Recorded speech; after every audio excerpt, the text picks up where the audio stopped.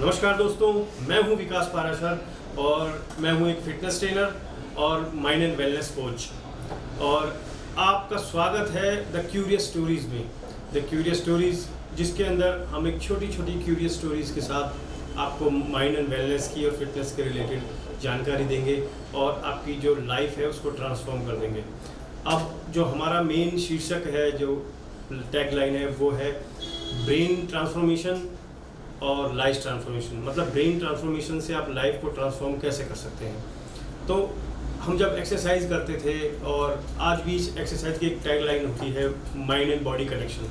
तो mind and body connection क्या होता था, हमें बताते थे कि भाई ठीक है, माइंड से जिस तरह के रिएक्शंस होते हैं आपकी बॉडी इसी तरह से एक्सेप्ट करती है और इसी से काम करती है। तो उस लेवल पे चलते रहते थे। बॉडी के अंदर जितने जितने ट्रांसफॉर्मेशंस होते थे, चेंजेस आने होते थे, उसी की वजह से होते थे। लेकिन उसके बाद भी बहुत कुछ है।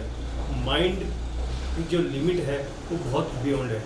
तो माइंड के बारे में थोड़ा सा कोशिश करते हैं जानने की कि सबसे पहले माइंड काम कैसे करता है। बहुत ज़्यादा साइंस टेक्निकली बात नहीं करेंगे, जो छोटी इन्फॉर्मेशन के साथ बात करेंगे कि समझने की कोशिश करेंगे कैसे काम करता है, वो हमें किस तरह से बेनिफिट दे सकता है। तो सबसे पहले जो ब्रेन है, ब्रेन के अंदर न्यूरॉन्स होते हैं जो उसका मेन पार्ट है। बाकी तो लेफ़्ट राइट ब्रेन है, फ्रंटल लोब है, वो सारी चीज़ें हैं। लेकिन न्यूरॉन्स जो होते हैं, हमारी जो ब्रेन है उसके अंदर 86 बिलियन न्यूरॉन्स पाए जाते हैं। जो न्यूरॉन्स होते हैं वो एक्टिव कितने हैं कितने नहीं है वो किसी को नहीं पता। लेकिन इन न्यूरॉन्स के अंदर एक मेमोरी होती है, उनकी एक कैपेसिटी होती है।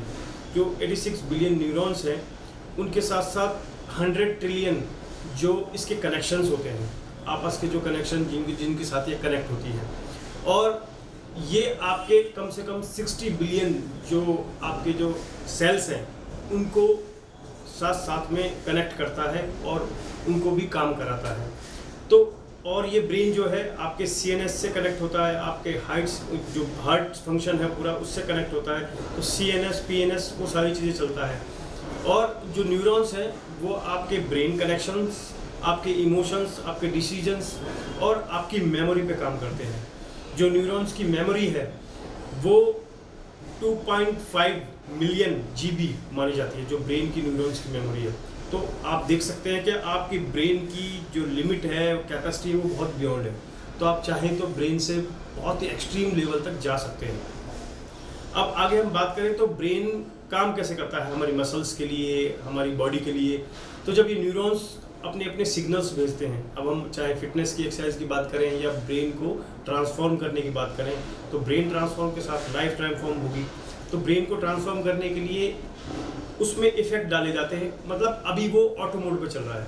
मतलब जिस तरह से हमें बनाया गया है कि हमारा ब्रेन इस तरह से काम करे, हमारी उस तरह से बॉडी सिग्नल्स ले, CNS में जाए, PNS में जाए, हमारी नर्व्स काम करें। तो एक ऑटो मोड है जो हर किसी का वो काम करता रहता है। इस तरह से वो काम कर रहा है।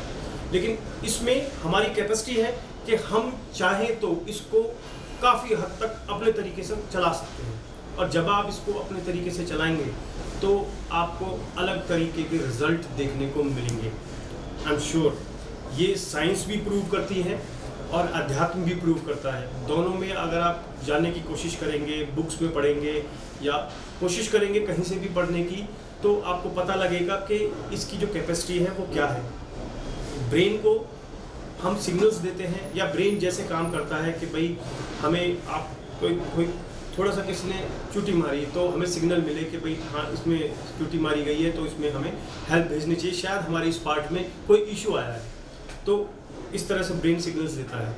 तो जो न्यूरॉन्स होते हैं उनकी मेमोरी बहुत तेज़ होती है और उसी मेमोरी को हम सबकॉन्शियस माइंड कहते हैं। तो अभी जो हम बात कर रहे हैं वो कॉन्शियस माइंड से कर रहे हैं। लेकिन अभी मैं आपसे अगर ये कहता हूँ कि हमें लाल किले घूमने जाना है, तो लाल किले जैसे ही मैंने आपसे बोला लाल किले घूमने जाना है, तो आपके माइंड में लाल किले की तस्वीर आ गई है, आप वहाँ पर गए हैं या फोटो में देखा है, जहाँ भी देखा है।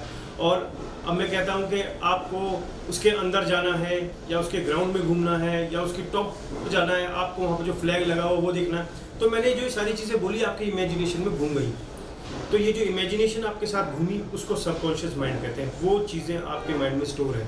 तो इसकी स्टोरिंग कैपेसिटी आप किसी भी लेवल पे ले जा सकते हो। अभी किसी को नहीं पता कि किसका माइंड कितने लेवल पे काम कर रहा है, कितने % पे काम कर रहा है। तो कोई कुछ कहता है, कोई कुछ कहता है। तो इस तरह से हम ब्रेन को ट्रेन कर सकते हैं और उसके साथ कुछ एक्सरसाइजेज होती हैं और कुछ तरीके होते हैं माइंड को डाइवर्ट करने के, कि हम अपने न्यूरॉन्स को, अपने माइंड को, उसकी थॉट प्रोसेस को किस तरह से चलाएं। इसके साथ, क्योंकि इस थॉट प्रोसेस का प्रोसेस क्या है और फ़र्क कितना पड़ता है। देखिए, एक छोटे जैसे क्यूरियस स्टोरीज़ की मैंने बात करी है, तो एक छोटी सी क्यूरियस स्टोरीज़ मैं बताता हूँ। जैसे हमारे यहाँ के स्वामी विवेकानंद जी थे। तो स्वामी विवेकानंद जी जो है, उनकी ब्रेन कैपेसिटी बहुत हाई लेवल थी। वो एक साधारण मनुष्य नहीं थे। मतलब एक नॉर्मल इंसान के साथ साथ उन्होंने अपनी ब्रेन कैपेसिटी को इतने बड़े लेवल पे बना दिया कि वो एक अलग लेवल के बंदे बन चुके थे।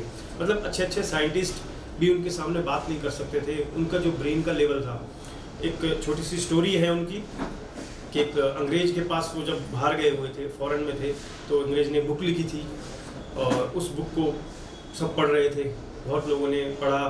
तो स्वामी जी भी उनसे मिले, स्वामी विवेकानंद, तो उनसे बात हुई कि जी मैंने बुक पढ़ी है। तो उनसे डिस्कशन चल रही थी। तो ठीक है, डिस्कशन हो रही थी। तो वो कह रहे थे जी आप कहते हैं कि जी भाई ऐसे ऐसे आपकी बहुत बातें हमने सुनी है, इस तरह से आपके ब्रेन की कैपेसिटी है, सारी चीज़ें हैं। तो उन्होंने कहा कि ठीक है कि आपकी ये मेरी बुक है, आप इसे पढ़िएगा, आप मुझे फिर बताइएगा कि मेरी कैसी बुक है, क्या है। तो उन्होंने बुक को लिया और बुक को इस तरह से देखकर उसको थोड़ी देर के अंदर पेज पलटते उसको थोड़ी देर में वापस कर दिया। तो उसने कहा जी क्या हुआ, कि जी मैंने बुक पढ़ ली है। वो कह रहे कि वो अंग्रेज के दिमाग में शायद ये आया कि ये शायद ओवर कॉन्फिडेंस है या एक अलग तरीके की बात कर रखे हैं। ऐसा नहीं होता है, ये तो ठीक है, चलो ये बहुत ज़्यादा इंटेलिजेंट है, लेकिन इतना भी नहीं होना चाहिए। ये तो एटीट्यूड है कि भाई मेरी बुक को इतनी देर, थोड़ी सी देर में 10-15-20 मिनट में कैसे पढ़ सकते हैं कोई। लेकिन उन्होंने कहा नहीं, मैं बोल रहा हूँ, मैं सही कह रहा हूँ। कह रहे जी अच्छा, तो आप उनको टेस्ट करने के लिए उन्होंने कहा तो ठीक है जी, इस पेज नंबर पे क्या लिखा है आप बताइए। तो आप यकीन मानेंगे, स्वामी विवेकानंद जी ने उस बुक के पेज पे जो लिखा हुआ था वो उन्हें क्लियरली बता दिया कि भाई ये चीज़ें इस पे लिखी हुई हैं और ये है। तो वो अंग्रेज शॉक्ड हो गया कि ये कैसे हो सकता है कि किसी भी इंसान की इतनी ज़्यादा तेज मेमोरी कैसे हो सकती है कि उसने ये कह रहा है कि इस बुक को पढ़ने के लिए इतने घंटे लग जाते हैं जी, कई लोगों पे तो दिनों में नहीं पढ़ी जाती है, आप ये कुछ समय में इस बुक को कैसे रीड कर सकते हो। तो फिर उन्होंने बताया कि ये कर नहीं सकते, ये करना पड़ता है और इसके कुछ तरीके होते हैं और हर आदमी के पास वो कैपेसिटी है। ऐसा नहीं है कि मैं ही हूँ। ये हो सकता है कि जेनेटिकली और थोड़ी सी इंटेलिजेंसी आपके अंदर आ जाए, लेकिन आप अपने ब्रेन को किस लेवल पर पहुँचा सकते हैं वो आपके हाथ में है। उसके लिए मेडिटेशन कुछ प्रोसेस होते हैं और आपके कुछ थॉट प्रोसेस होते हैं जिनके थ्रू आप अपने ब्रेन को डाइवर्ट करते हैं अपनी दूसरी चीज़ों की तरफ, जिससे कि आपके थॉट प्रोसेस में चेंज आता है, आपके एटीट्यूड में चेंज आता है, आपके बिहेवियर में चेंज आता है और आपका जो ऑरा होता है दूसरों से बात करने का, तो उसमें एक अलग तरीके का प्रभाव होता है। दूसरा आदमी जब आपसे बात करता है तो क्योंकि आपके बात करने के ढंग में, आपके सोचने के ढंग में सब तरीके से फ़र्क आपको दिखता है। तो बहुत सारी चीज़ें हैं, एक एक करके मैं दूसरी वीडियोस में आपको बहुत सारी चीज़ें बताऊंगा कि आप कैसे कैसे इसको कर सकते हैं, क्योंकि इसमें मैं सारी चीज़ें बताऊंगा तो बहुत ज़्यादा लंबी हो जाएगी। लेकिन ब्रेन प्रोसेस के थ्रू मैंने आपको बताया कैसे कैसे ब्रेन के थ्रू सेल्स भी काम करती हैं। जैसे आप ब्रेन को सिग्नल देते हो, आपका हार्ट भी काम करता है, आपकी गट फीलिंग भी काम करती है। इसके ऊपर भी एक अलग से टॉपिक बनाऊंगा। गट फीलिंग बहुत ही इंपॉर्टेंट पार्ट है हमारी बॉडी का। तो आप चाहें तो आप अपनी माइंड को ट्रांसफॉर्म करके अपनी बॉडी को ट्रांसफॉर्म कर सकते हैं। तो आगे भी एक अच्छी क्यूरियस स्टोरी के साथ, एक अच्छी नॉलेज के साथ फिर मिलेंगे। धन्यवाद।